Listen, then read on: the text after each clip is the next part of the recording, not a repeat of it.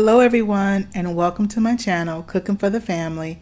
I'm Dyvonne, and today I'm going to share with you how I make my chicken taco salad and how to make a Southwest salad dressing that pairs so well with the chicken taco salad. These are the ingredients that we're going to be using today. Are you ready? Let's get started. So first what we're going to do is we're going to chop up about 6 cups of lettuce. I'm going to go on and give my romaine lettuce a nice wash in some cold water.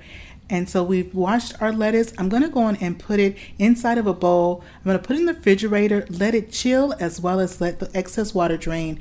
And if you prefer, you can always buy bag chopped lettuce as well. Now next what we're going to do is we're going to chop up a handful of cilantro. So I went on and I rinsed my cilantro and dried it. And we're going to be chopping up 2 tablespoons of cilantro. That's what we're going to need for our Southwest salad dressing that we're going to make. And you want to chop your cilantro into small pieces, and so that's what we're going to need for our recipe is those small slices of the cilantro. Next we're going to use some of the creamy French dressing, and so I always use the creamy French dressing when I'm making this, and you're going to need 3/4 of a cup of the creamy French dressing. Now in the description box below I will have a list of all the ingredients you need to make the salad dressing as well as this wonderful chicken taco salad. We're also going to be using some chunky salsa. I'm using medium chunky salsa, but you can also use mild chunky salsa if you like, but you definitely want to make sure that you're using the chunky salsa. Now this recipe of our chicken taco salad is going to be enough to feed 4 to 5 people. If you want to feed more than 5 people, I'm going to share with you in what areas you want to double up on the ingredients if you want to feed like about 6 or 7 people, okay? So once we have our 3/4 a cup of the salsa, you add that to the French creamy dressing, and then once you add that in there, we're going to go on and add in our nice finely chopped cilantro, and that's going to be about 2 tablespoons of the cilantro. Go on and give that a nice stir, just like that. It's really simple, and this also is a wonderful meal to have during the summertime when we don't want to really turn on the stove a whole lot. This is one of those minimalist meals that we can definitely do that with. So then I go on and I top it. I'm going to put it in the refrigerator and let this chill while we go ahead and get the other ingredients for our chicken taco salad together. Now if you are new to my channel, welcome, and if you're a returner, welcome back. I want to thank you all for your likes, your shares, your subscribes, and your good vibe comments. I am so glad there's so many wonderful people out there that are enjoying the recipes and appreciate me sharing them with all of you. If you haven't subscribed to my channel, I do invite you to hit that subscribe button. And don't be a stranger and see what I am cooking and baking for my family in my kitchen and sharing it with all of you. So we have our cutting board all nice and cleaned up, and now I'm going to go on and chop up a large Roma tomato. Now it depends on the size of the tomato and how much you want to use of a fresh tomato. This Roma tomato is actually pretty large, and so I'm just going to go on and cut this up. I'm just probably going to use one of them because it is a pretty good size, and this is the nice fresh ingredients that are going to go with our chicken taco salad. And we're going to be using the whole tomato, all parts of the tomato.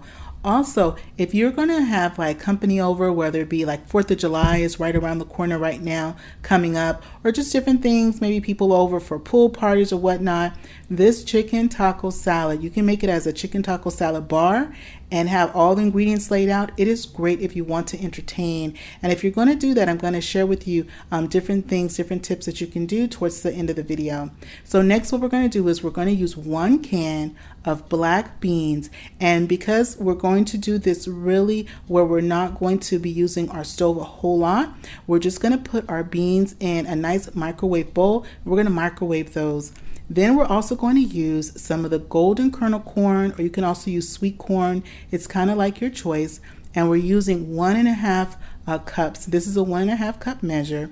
And so I'm going to put that in the bowl as well. And those 2 ingredients, we're going to be microwaving them. Then to my corn, I just added about a tablespoon of water.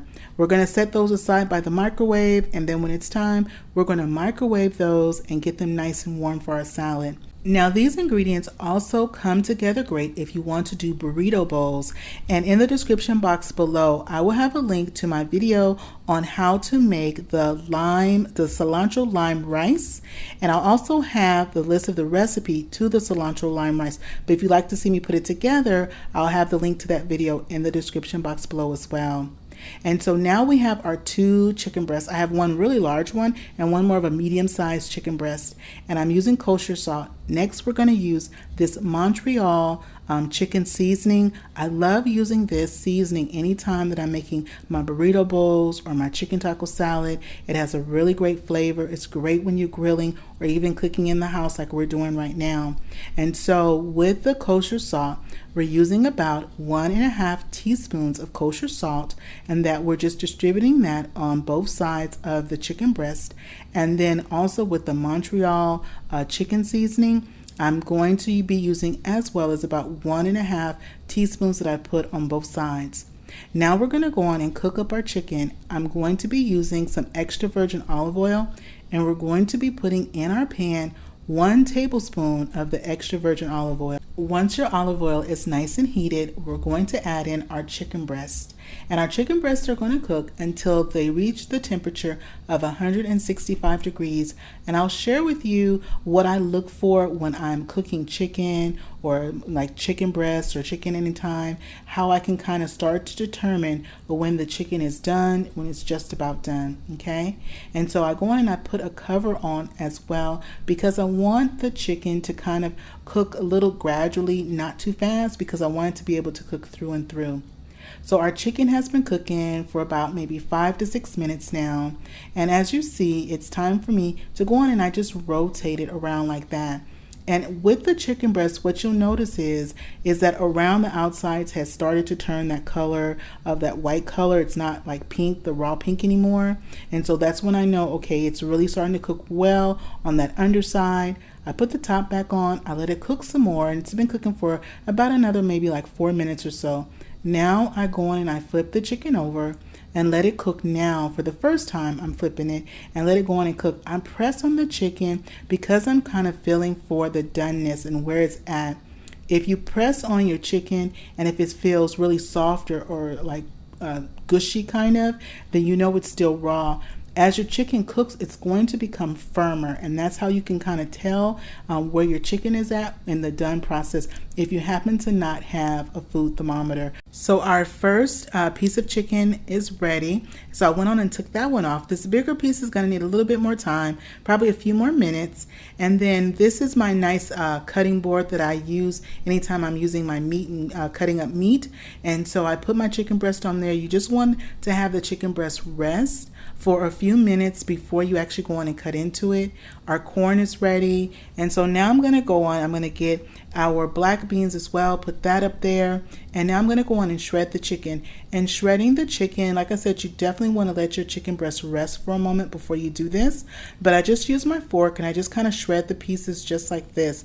In addition to shredding our chicken, we're also going to go on and use a knife and kind of chop the pieces up as well, some of those longer shredded pieces.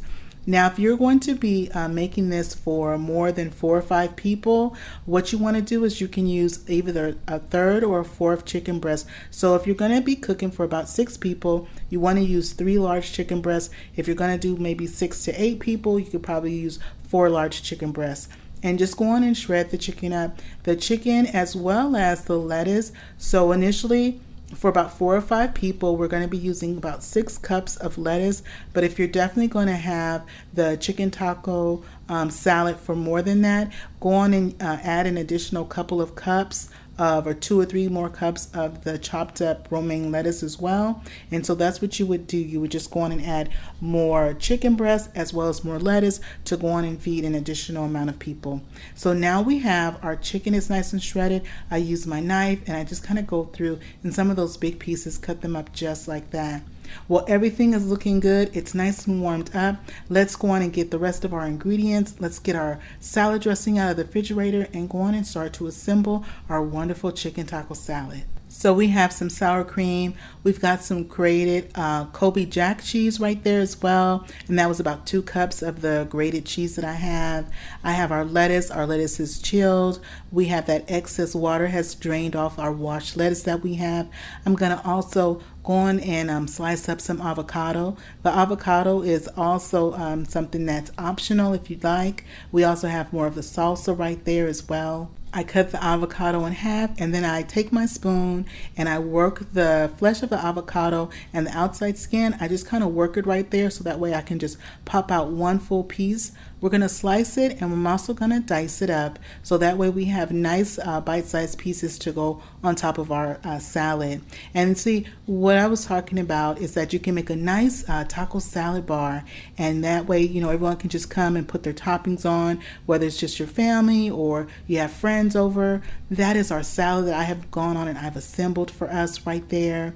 It is looking so good. I'm going to put some of the salad dressing on that we made, this wonderful, easy Southwest salad dressing. I'm going to spoon some on, and it is looking so great. But you know what? We are not done yet. I'm going to put a little sour cream on top of mine because I like a little sour cream on my taco salad. And we have these wonderful tortilla strips. These tortilla strips really help to take it to the next level.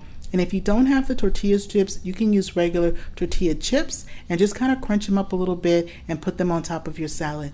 But this is our wonderful salad. We only turned on our stove so we can cook our chicken breast. You can definitely do the bag salad. You can definitely already have some of the pre-cooked chicken in the bag to make it even quicker and simpler. But here we go. That bite right there is for you. Let me give it a bite. Wow, y'all, this chicken taco salad comes together so nicely. And if you're going to make it as a taco salad bar, you can go on and take your cooked chicken, put it in a small crock pot with a little bit of water. That way your chicken can stay nice and warm as your guests or your family serve themselves. Well, that is it for me today, y'all. If you haven't subscribed to my channel yet, go on and hit that subscribe button. If you like this video, don't forget to show it some love. Give it a thumbs up. Click share this video with a friend or family, and remember, it's always good when Dyvonne is cooking for the family. I'll see you on the next one. Bye-bye, everybody.